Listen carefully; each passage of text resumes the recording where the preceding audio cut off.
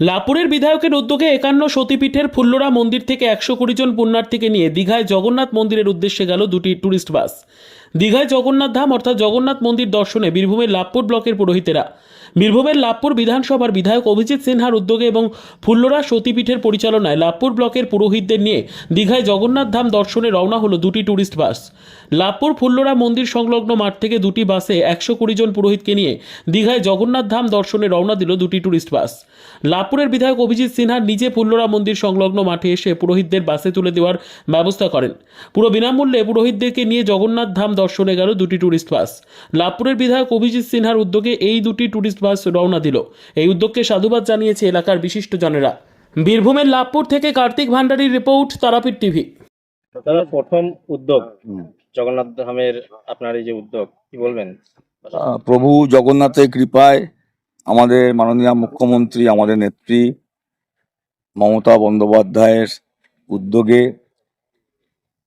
দীঘাতে জগন্নাথ ধাম নতুন মন্দির প্রতিষ্ঠা হয়েছে এবং তার শুভ উদ্বোধনও আমরা এখানে জায়ান্ট স্ক্রিনে করে মানুষকে দেখিয়েছিলাম, দেখার সুযোগ করে দিতে পেরেছিলাম।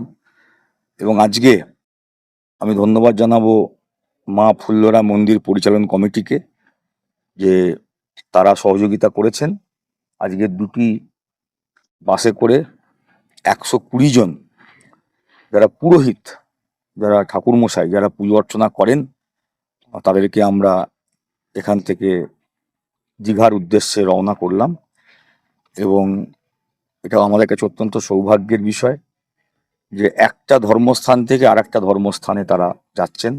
এখানে মা ফুল্লরা সতীপীঠ, সেখান থেকে তারা আমাদের মাননীয় মুখ্যমন্ত্রীর উদ্যোগে নবনির্মিত দীঘার জগন্নাথ ধামে তারা যাচ্ছে। একটা আনন্দের, এটা আমাদের সকলে মিলে আমরা, আমাদের টিম লাভপুর এই আয়োজনটা আমরা করেছি। আমার সাথে শ্রী তরুণ চক্রবর্তী, শ্রী প্রবীর পাঠক, আমাদের এখানকার সকল অঞ্চল সভাপতিরা আছেন।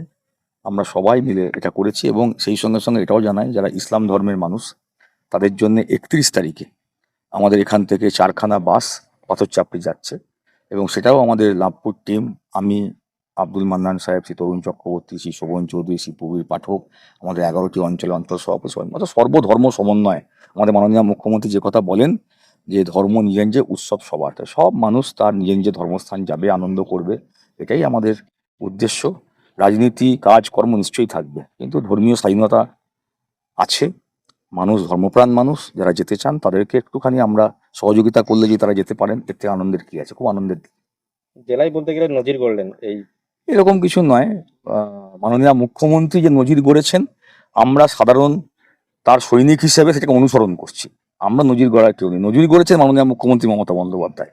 তিনি করে দেখিয়ে দিয়েছেন যে প্রভুর কৃপায়, ঈশ্বরের কৃপা থাকলে কি না হয়। তাই তিনি যে উদ্যোগ নিয়েছেন, তিনি যে নজিরটা গড়েছেন, আমরা শুধু তাকে অনুসরণ করছি। কবে ফিরবে এবার? এই বাস আজকে এখান থেকে রওনা হলো। আজকে রাত্রে গিয়ে আগামীকাল ভোরবেলাতে তারা দীঘাতে পৌঁছাবেন, কালকে থাকবেন এবং পরশু দিন তারা দর্শন করে এখানে আবার এইরকম এই বিকেল ৪টে-৫টার মধ্যে ফিরে আসবেন।